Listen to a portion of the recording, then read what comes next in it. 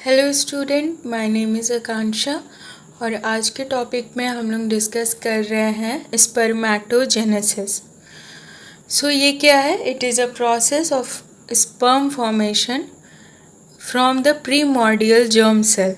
Okay, primordial germ cell कहाँ present होता है? टेस्टिस में प्रेजेंट होता है। वहाँ से जो एक मैच्योर स्पर्म के फॉर्मेशन को हम लोग क्या कहते हैं? स्पर्मेटोजेनेसिस। स्पर्मेटोजेनेसिस अगर हम लोग देखें तो वो स्टार्ट होता है स्पर्मेटोगोनिया से। स्पर्मेटोगोनिया क्या है? एक स्टेम सेल है और स्पर्म क्या है? एक डिफरेंशिएटेड सेल है। हमेशा स्टेम सेल डिवाइड करता है बाय द माइटोसिस और ये हमेशा क्या होता है? डिप्लॉयड होता है। ठीक है, ये चीज़ ध्यान रखना है कि स्पर्मेटोगोनिया एक स्पर्म सेल देता है डिफरेंशिएट होके, लेकिन स्पर्मेटोगोनिया खुद एक क्या है? स्टेम सेल है जो कि डिप्लॉयड है एंड डिवाइड करेगा by the mitosis. Spermatogonia divide करता है दो सेल में। कुछ सेल्स जो होते हैं वो डोरमेंट होते हैं, कुछ होते हैं एक्टिवली डिवाइडिंग सेल। जो एक्टिवली डिवाइडिंग होते हैं उन्हें हम कहते हैं एक्टिव स्पर्मेटोगोनिया, और ये मैंने ह्यूमन का बनाया है। एक स्पर्मेटोगोनिया को एक्टिव स्पर्मेटोगोनिया में कन्वर्ट होने में पूरे के पूरे 16 दिन लगते हैं। ठीक है, तो जो स्पर्मेटोगोनिया है उसे हम टाइप ए सेल कहेंगे और जो हमारा एक्टिव स्पर्मेटोगोनिया है उसे हम टाइप बी सेल कहेंगे। टाइप बी सेल से फिर जब प्राइमरी स्पर्मेटोसाइट बनता है, आप बताओ यहाँ पे कौन सा डिवीज़न हुआ होगा? ऑब्वियस है कि यहाँ पे माइटोसिस होगा। ठीक है,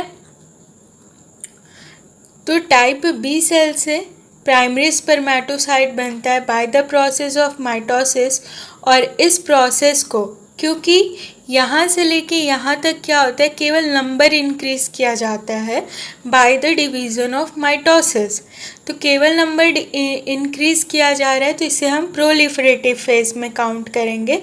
और प्रोलिफरेटिव फेज को स्पर्मेटोसाइटोजेनेसिस भी कहा जाता है।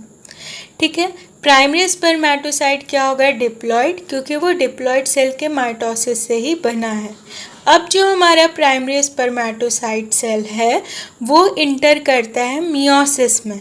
तो वो जब मियोसिस करता है तो मियोसिस 1 होने के बाद, कंप्लीट होने के बाद क्या बनते हैं? हैप्लॉइड सेल्स बनते हैं, और उन हैप्लॉइड सेल्स को सेकेंडरी स्पर्मेटोसाइट कहा जाता है। प्राइमरी स्पर्मेटोसाइट से सेकेंडरी स्पर्मेटोसाइट के बनने को हम कहते हैं स्पर्मेटिडोजेनेसिस। ठीक है, हम क्या कहते हैं? स्पर्मेटिडोजेनेसिस। सॉरी स्टूडेंट्स, प्राइमरी स्पर्मेटोसाइट से स्पर्मेटिड बनने के प्रोसेस को हम कहते हैं स्पर्मेटिडोजेनेसिस। मतलब प्राइमरी स्पर्मेटोसाइट मियोसिस कंप्लीट करके जब स्पर्मेटिड बनाएगा तो उसे कहा जाता है स्पर्मेटिडोजेनेसिस, और इसे हम मियोटिक फेज में पढ़ते हैं, जिसमें क्या होता है? 4 हैप्लॉइड सेल्स का फॉर्मेशन होता है जो कि स्पर्मेटिड कहलाता है। आपको बता दें कि ये जो सेल्स होते हैं वो एक दूसरे के साथ साइटोप्लाज्मिकली कनेक्टेड होते हैं। मैंने यहाँ बस आपको समझाने के लिए ऐसा डायग्राम बनाया है। देन स्पर्मेटिड स्पर्म में जब मैच्योर होता है उस प्रोसेस को हम लोग कहते हैं स्पर्मियोजेनेसिस, और स्पर्मेटिड से स्पर्म बनने में पूरे 28 डेज लगते हैं। ठीक है, इसे हम कहते हैं पोस्ट मियोटिक फेज, जो कि इस सेल में जो हमारे स्पर्मेटिड है उसमें कुछ फिजियोलॉजिकल और मॉलिक्यूलर चेंजेस लेके आता है, जिसकी वजह से स्पर्मेटिड कन्वर्ट हो जाता है स्पर्म में कन्वर्ट होता है, और इस प्रोसेस को हम क्या कहेंगे? स्पर्मियोजेनेसिस। ह्यूमन में अगर देखा जाए तो स्पर्मेटोगोनिया से एक स्पर्म बनने में टोटल 70 डेज लगते हैं। ओके, तो हम लोग ये तीनों जो फेजेस है उसको डिटेल में डिस्कस करते हैं। ओके, तो सबसे पहले हम लोग देखते हैं प्रोलिफरेटिव फेज। ओके, सो प्रोलिफरेटिव फेज में क्या होता है? स्टार्ट होता है कब? जब प्रीमॉर्डियल जर्म सेल जेनाइटल रिज में पहुंचता है। जेनाइटल रिज जो कि टेस्टिस बनाएगा आगे चल के, ठीक है। वहाँ पे प्रीमोर्डियल जर्म सेल जब पहुँचता है तो उस सेल को हम लोग क्या कहते हैं, गोनोसाइट। क्यों कहते हैं गोनोसाइट? क्योंकि सेल कहाँ पे आ गया है, गोनाड में इंटर कर चुका है, टेस्टिस में इंटर कर चुका है, इस वजह से हम उसे कहते हैं गोनोसाइट। जब गोनोसाइट इनकॉर्पोरेट होता है इनटू द सेक्स कॉर्ड, जब गोनोसाइट इनकॉर्पोरेट होता है इनटू द सेक्स कॉर्ड, तब उसे हम लोग कहते हैं स्पर्मेटोगोनिया, ठीक है। गोनोसाइट इनकॉर्पोरेट होगा सेक्स कॉर्ड में, सेक्स कॉर्ड इन फ्यूचर क्या बनाता है, सेमिनिफेरस ट्यूब्यूल बनाता है, और सेमिनिफेरस ट्यूब्यूल में जब हमारा गोनोसाइट पहुंच जाता है तो हम उसे कहते हैं स्पर्मेटोगोनिया, ठीक है। स्पर्मेटोगोनिया क्या है, एक तरह का स्टेम सेल है। स्टेम सेल का कैरेक्टर आपको पता है कि वो डिवाइड करेगा और खुद को रिन्यू भी करते रहेगा, क्लियर। तो स्पर्मेटोगोनिया कहाँ पहुँच जाएगा, स्पर्मेटोगोनिया आप ये देख सकते हो, ये क्या है, एक स्पर्मेटोगोनिया है, ये एक स्पर्मेटोगोनिया है। स्पर्मेटोगोनिया प्रेजेंट कहाँ होगा, ये प्रेजेंट होता है बेसल लैमिनी में। ये वाला जो रीजन है ये क्या है, बेसल लैमिनी। बेसल लैमिना क्या होता है, किसी भी जो टिश्यू है, टिश्यू के का जो किनारे वाला साइड होता है जो कि ब्लड वेसल से अटैच होता है, अटैच नहीं होता है, मतलब जहाँ पे ब्लड सप्लाई होती है उसे हम कहते हैं बेसल लैमिना। देखो अगर ये एक तरह से हम लोग सेल पढ़ रहे होते हैं ना, तो एक तो होता है ल्यूमेन वाला एरिया, एक होता है ल्यूमेन वाला एरिया, और एक होता है जिधर से ब्लड सप्लाई होता है, न्यूरॉन्स होते हैं, वो वाला एरिया, ये वाला पोर्शन क्या कहेगा, बेसल लैमिना कहेगा, और ये वाला एरिया कहेगा एपिकल लैमिना, ठीक है। तो जो एपिकल साइड फेस करता है उसे हम एपिकल रीजन कहते हैं। तो ये वाला क्या है, ये वाला पार्ट क्या है, ये है हमारा ल्यूमेन वाला पार्ट, और ये वाला पार्ट क्या है, ये वाला पार्ट है बेसल कंपार्टमेंट। तो हमारा जो अनडिफरेंशिएटेड स्पर्मेटोगोनिया है वो कहाँ आता है, वो बेसल लैमिना में आके अटैच हो जाता है, ठीक है। और ये इसके आसपास कौन से सेल्स हैं, इसके आसपास जो सेल्स होते हैं, ये वाला जो सेल है बड़ा सा, इसे हम कहते हैं सर्टोली सेल, ठीक है। ये वाले सेल क्या है, सर्टोली सेल है। ये सर्टोली सेल का न्यूक्लियस है, यहाँ पे भी सर्टोली सेल का न्यूक्लियस है। ये जो सर्टोली सेल्स होते हैं वो स्पर्मेटोगोनिया को मैच्योर कराने में हेल्प करते हैं, देन इसको न्यूट्रिशन प्रोवाइड कराते हैं और इसको मूव कराते हैं अपवर्ड साइड में। मतलब सपोज़ करो ये अनडिफरेंशिएटेड वाला है तो ये हो सकता है कि टाइप बी वाला हो, टाइप ए वाला हो, ये टाइप बी हो सकता है, ये प्राइमरी हो सकता है, ये सेकेंडरी स्पर्मेटोसाइट्स हो सकता है, और ये देन फाइनली स्पर्म बन सकता है। क्लियर है। तो हमेशा आप लोग बुक के डायग्राम में भी देखे होंगे कि ऐसा आपको डायग्राम नज़र आएगा जहाँ पे सर्टोली सेल क्या करती है, हमारे स्पर्मेटोगोनिया को न्यूट्रिशन प्रोवाइड कराती है। उसके अलावा ब्लड वेसल्स होते हैं, ये टीएस है सेमिनिफेरस ट्यूब्यूल का, ये ब्लड वेसल्स होते हैं, और यहाँ पे क्या प्रेजेंट होता है, लीडिंग सेल। और लीडिंग सेल क्या रिलीज़ करता है, आप लोग कमेंट में बताना, ठीक है। लीडिंग सेल क्या रिलीज़ करता है। चलो अभी हम लोग इसके बारे में थोड़ा सा, मैंने मे भी लिखा ही होगा, हाँ ठीक है। स्पर्मेटोगोनिया का जो स्टेम सेल नीश होता है, स्टेम सेल नीश का क्या मतलब हुआ कि उसका एरिया कैसा है, जहाँ पे वो प्रेजेंट है उसका एरिया कैसा है। तो वहाँ पे क्या प्रेजेंट है, सर्टोली सेल प्रेजेंट है जो कि प्रोवाइड कराएगा nutrition. Then interstitial Leydig cells present है जो कि टेस्टोस्टेरोन रिलीज़ करता है, जो हमारे स्पर्मेटोगोनिया के मैचुरेशन में देन डिवीज़न में हेल्पफुल है। सर्टोली सेल नरिशमेंट देता है। ओके, तो नेक्स्ट हम लोग देखेंगे कि माइटोसिस कैसे हो रहा है। ओके, सो आप लोग देखो यहाँ हम लोग बात कर रहे हैं कि स्पर्मेटोगोनिया सेल सबसे पहले अपना नंबर इंक्रीज़ करता है बाय माइटोसिस। तो डिफरेंशिएटिंग स्पर्मेटोगोनिया कन्वर्ट होता है टाइप ए स्पर्मेटोगोनिया में, और यहाँ पे क्या होगा, माइटोसिस होगा।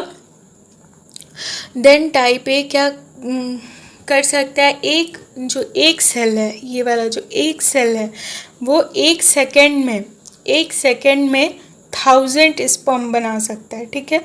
एक हमारा जो टाइप ए सेल है वो 1 सेकेंड में 1000 स्पर्म बना सकता है एक अडल्ट हेल्दी मेल में, ठीक। तो as spermatogonia divide they remain attach to each other. आप देख सकते हो अटैच होते हैं एक दूसरे के साथ। क्यों होते हैं? क्योंकि सपोज़ करो कि हमें पता है कि डिवीज़न होना है यहाँ पे, तो चलो सब में सब में XY है।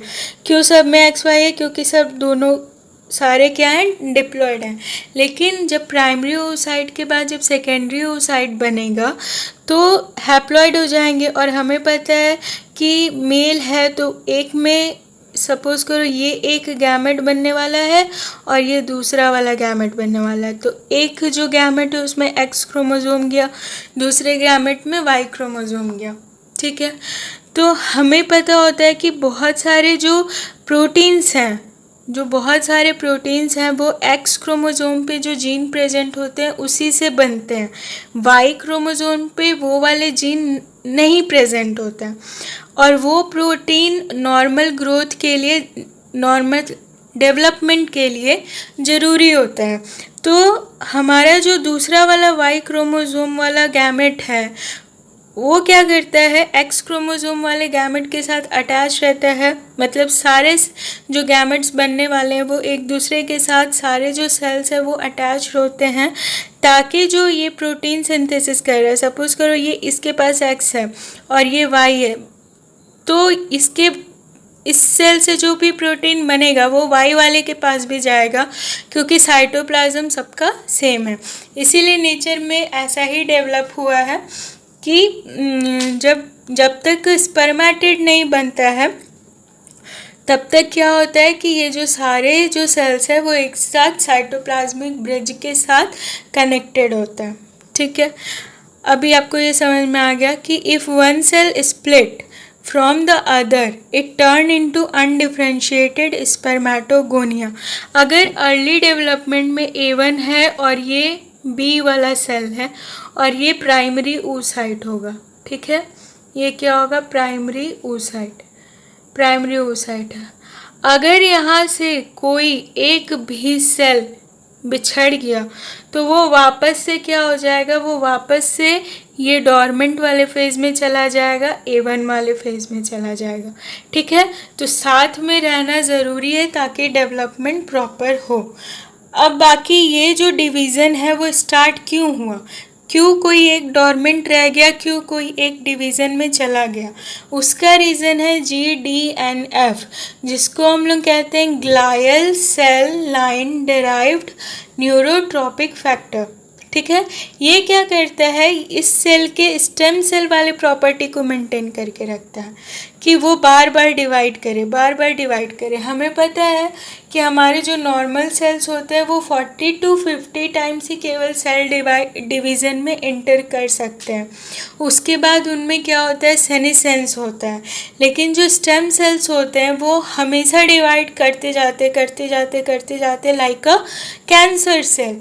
तो उस वाले प्रॉपर्टी को कि वो हमेशा ही डिवाइड करे उसको मेंटेन कौन करके रखता है, glial cell line derived neurotrophic factor, ठीक है।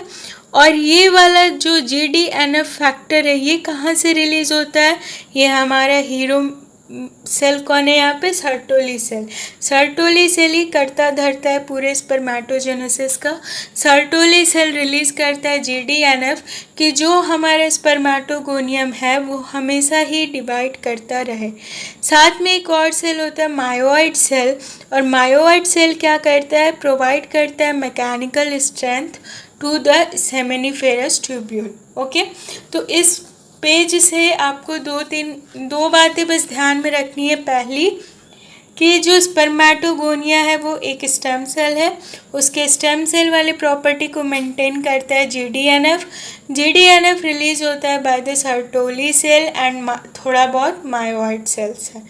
देन स्पर्मेटोगोनिया इंटर करता है माइटोसिस में, कौन सा एंटर करेगा माइटोसिस में, हम लोग आगे देखेंगे जब रेगुलेशन पढ़ेंगे। तो वो कन्वर्ट होता है टाइप ए में, टाइप ए फिर टाइप बी में कन्वर्ट होता है। ठीक है, साइटोप्लाज्मिक ब्रिज से कनेक्टेड रहना क्यों ज़रूरी है आपको समझ में आया होगा, क्योंकि एक्स क्रोमोसोम पे जो जीन्स हैं वो कुछ प्रोटीन बनाते हैं जो कि वाई क्रोमोसोम के वजह से नहीं बनता है, तो सब में वो इक्वली डिस्ट्रीब्यूट हो, इसलिए साइटोप्लाज्मिक ब्रिज का प्रेजेंस ज़रूरी है। अगर कोई एक सेल बिछड़ गया, मतलब अगर लीव कर गया, स्प्लिट हो गया, तो वो वापस से अपने डॉर्मेंट स्टेज में चला जाएगा। ओके, तो हम लोग देखेंगे कि मियोटिक डिवीज़न कैसे होता है। देखो, स्पर्मेटोजेनेसिस बहुत टफ नहीं है, इजी है, बस आप ध्यान से धीरे धीरे समझते जाओ। तो ये स्टार्ट होगा प्यूबर्टी में। ओके, मियोटिक डिवीज़न कब स्टार्ट होगा? प्यूबर्टी में। माइटोसिस बचपन से हो रहा है, लेकिन मियोटिक कब स्टार्ट होगा? प्यूबर्टी में। आपको पता है प्यूबर्टी में सबसे तेज़ी से इंक्रीज़ होने वाला हार्मोन कौन है? Luteinizing hormone. मेल में 14 ईयर्स 15 ईयर्स के अराउंड ये क्या होता है? रिलीज़ होता है। अच्छा, हमें पता है कि जो मियोटिक डिवीज़न है वो, अगर आपने oogenesis वाला लेक्चर देखा होगा तो उसमें देखा होगा कि मियोटिक डिवीज़न स्टार्ट कब होता है? जब STRA8 जीन का एक्सप्रेशन होता है। STRA8 जीन का एक्सप्रेशन कौन करवाता है? Retinoic acid. लेकिन यहाँ पे क्या है कि दो फैक्टर हैं, ट्रांसक्रिप्शन फैक्टर, दो प्रोटीन हैं, FGF9 और NANOS2। ये दोनों प्रोटीन क्या करते हैं? इस STRA8 जीन को इनहिबिट करके रखता है। सपोज करो ये DNA है हमारा, ठीक है, और यहाँ पे STRA8 जीन इतने दूर में प्रेजेंट है, तो यहाँ पे ये दोनों आके बाइंड कर गए, तो इसका ट्रांसक्रिप्शन नहीं हो पाएगा। ठीक है, इसका ट्रांसक्रिप्शन नहीं हो पाएगा, इसका ट्रांसक्रिप्शन नहीं हो पाएगा, तो ये प्रोटीन नहीं बनेगी। लेकिन जैसे ही प्यूबर्टी के टाइम पे LH का इंक्रीज़ होता है, LH क्या करता है? इन दोनों प्रोटीन को इनहिबिट कर देता है। तो अब इनहिबिटर ही नहीं रहेगा, इनहिबिटर ही इनहिबिट हो चुका है यहाँ पे, तो STRA8 जीन हमारा क्या होगा? एक्टिव हो जाएगा। STRA8 जीन क्या करेगा कि कुछ पैराक्राइन फैक्टर बनाता है। STRA8 जीन पैराक्राइन फैक्टर बनाता है। पैराक्राइन फैक्टर क्या होता है? जो सिंथेसिस कहीं और होता है और जाके काम कहीं और करता है। ठीक है, मान लो कि ये सपोज करो जैसे हार्मोन्स होते हैं ना, वैसे ही। ठीक है, तो STRA8 जीन एक्टिवेट करता है किसको? BMP86 को। BMP86 क्या करता है? ये स्पर्मेटोगोनिया को मजबूर करता है कि वो एक रिसेप्टर बनाए जो कि रिस्पॉन्ड करे इन द किसके लिए रिस्पॉन्स करे? स्टेम सेल फैक्टर के लिए। ये स्टेम सेल फैक्टर क्या प्यूबर्टी में बना है? नहीं, स्टेम सेल फैक्टर जो है वो Sertoli cell before the puberty भी बनाती है। ठीक है, लेकिन बिफोर द प्यूबर्टी हमारे पास BMP86 नहीं होता है। BMP86 क्यों नहीं होता है? क्योंकि STRA8 जो है वो इनहिबिटेड है। ठीक है, अभी BMP86 क्यों बन रहा है? क्योंकि STRA8 जीन एक्टिवेट हो गया है, वो उसको बना रहा है, और BMP86 जो है वो उसके रिस्पॉन्स में जो हमारा स्पर्मेटोगोनिया सेल है वो एक रिसेप्टर बनाता है जो कि इंटरैक्ट करता है HCF के साथ। ठीक, जैसे ही टाइप ए सेल HCF के साथ इंटरैक्ट करेगी वो कन्वर्ट होगी टाइप बी स्पर्मेटोगोनिया में। टाइप बी स्पर्मेटोगोनिया फिर माइटोसिस करेगा विद द फिर से HCF के साथ इंटरैक्ट करके और बनाएगा primary spermatocyte. Clear? Primary spermatocyte क्या है? डिप्लॉयड। ये भी डिप्लॉयड, ये भी डिप्लॉयड। अब प्राइमरी स्पर्मेटोसाइट जो है वो मियोसिस 1 और मियोसिस 2 कंप्लीट करके सेकेंडरी स्पर्मेटोसाइट बनाती है, और सेकेंडरी स्पर्मेटोसाइट फिर स्पर्मेटिड बनाता है। ठीक है। स्पर्मेटिड, यहाँ पे मियोसिस 1 कंप्लीट होगा, यहाँ पे मियोसिस 2 कंप्लीट होगा, स्पर्मेटिड बनाएगा। स्पर्मेटिड क्या होता है, स्टिल कनेक्टेड होता है एक दूसरे के साथ, तो हम कह सकते हैं कि वो जेनेटिकली तो हैप्लॉइड है लेकिन फंक्शनली वो कैसा है, डिप्लॉइड है, क्योंकि उसके पास दोनों क्रोमोसोम के फायदे होते हैं। फिर बाद में वो क्या होता है, वो डिफ्रेंशिएट जब होता है, मैच्योर होता है, जब स्पर्म बनता है तो इंडिविजुअली बिहेव करता है। तो एक तरह से यहाँ पे हम लोग रिवाइज कर लेते हैं कि टाइप A1 सेल है वो डिवाइड करते रहेगा डिवाइड माइटोसिस से, लेकिन जैसे ही उसको GDNF और SCF का सिग्नल मिलेगा वो टाइप B में कन्वर्ट हो जाएगा। फिर SCF और रेटिनोइक एसिड का सिग्नल मिलेगा तो वो माइटोसिस करके प्राइमरी स्पर्मेटोसाइट में कन्वर्ट होगा। जब उसमें मियोसिस 1 होगा तो वो कन्वर्ट होगा सेकेंडरी स्पर्मेटोसाइट में, सेकेंडरी स्पर्मेटोसाइट फिर मियोसिस 2 कंप्लीट करके स्पर्मेटिड में कन्वर्ट होगी, और यहाँ पे बहुत सारे फिजियोलॉजिकल और मॉलिक्यूलर चेंजेस होंगे और स्पर्मेटिड फाइनली स्पर्म में कन्वर्ट होगा। ओके, तो ये वाला जो प्रोसेस है इसे हम थोड़ा सा देख लेते हैं। कौन सा प्रोसेस, जिसे हम कह रहे हैं कि स्पर्मियोजेनेसिस, मतलब स्पर्मेटिड से स्पर्म बनने का जो प्रोसेस है उसे हम लोग क्या कहते हैं, स्पर्मियोजेनेसिस। ओके, सो ये इन्वॉल्व करता है स्ट्रक्चरल और मॉलिक्यूलर चेंजेस। इसमें क्या होता है कि एक्रोसोमल वेसाइकल्स जो होते हैं वो फॉर्म करते हैं गोल्जी एपरेटस, और ये एक्रोसोमल वेसाइकल्स फॉर्म होते हैं by the Golgi apparatus.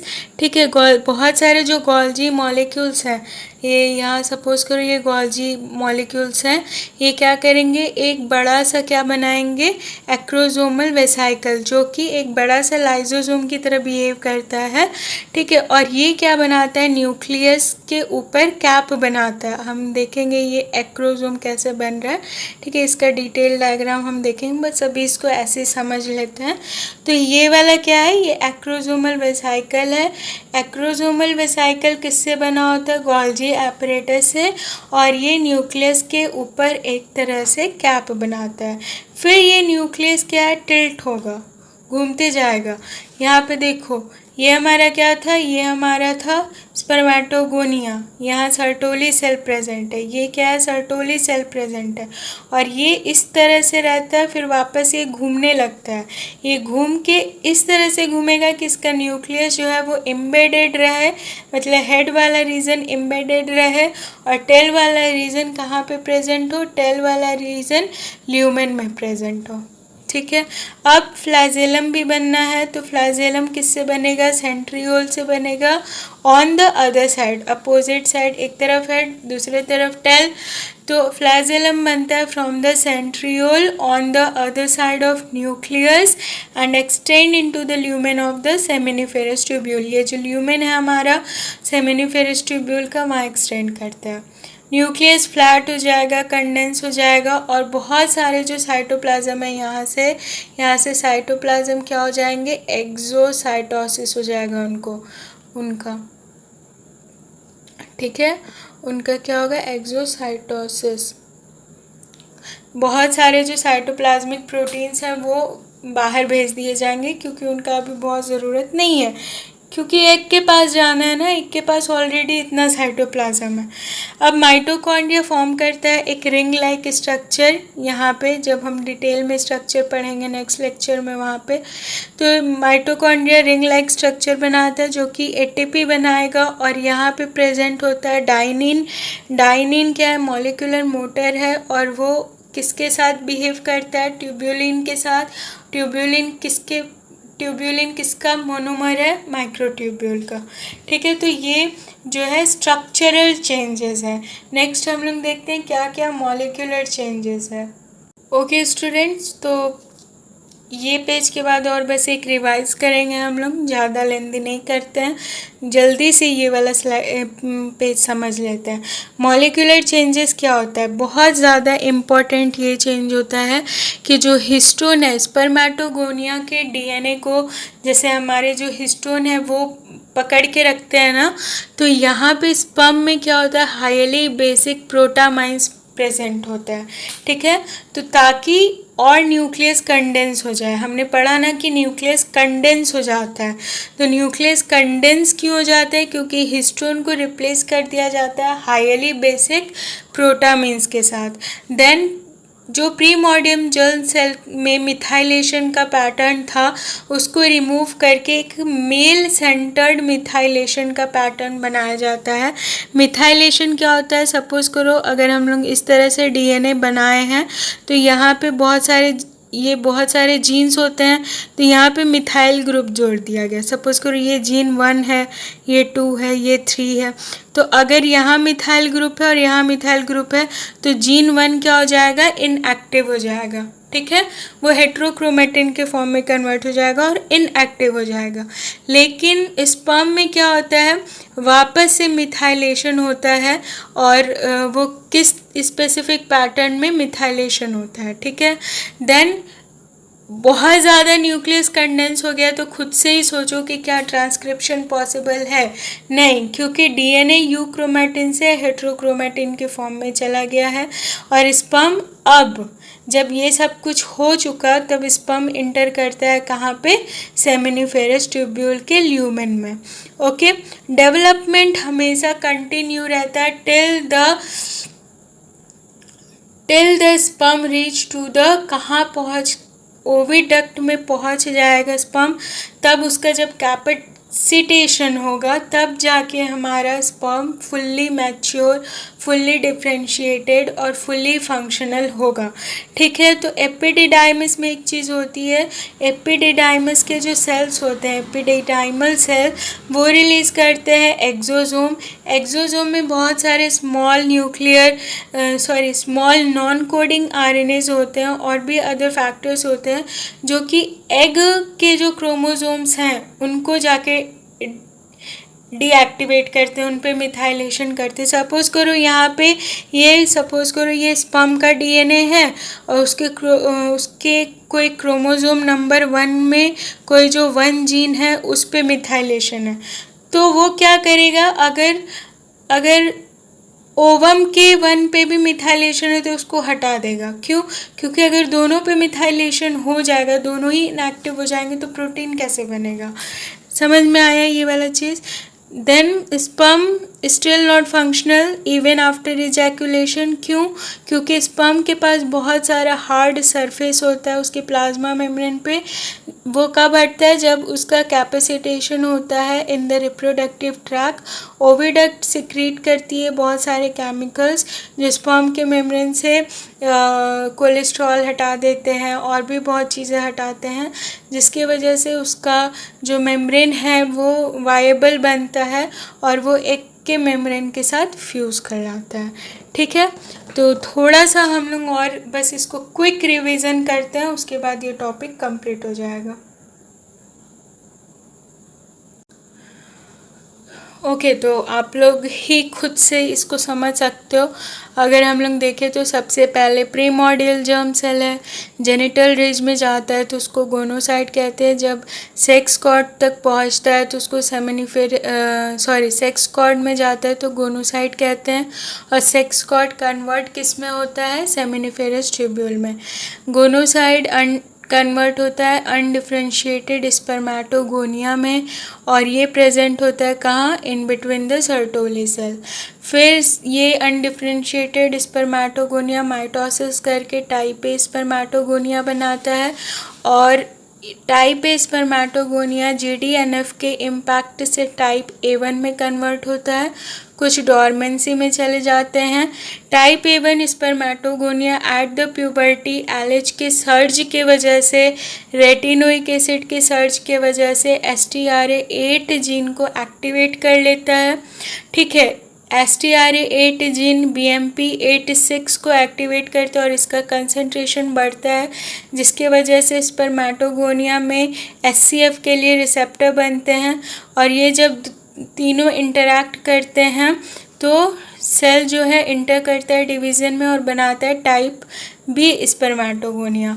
Type B spermatogonia फिर माइटोसिस करती है under the influence of SCF और वो बनाती है प्राइमरी स्पर्मेटोसाइट, जो कि ऑब्वियस है डिप्लॉयड होगा क्योंकि माइटोसिस से बना है।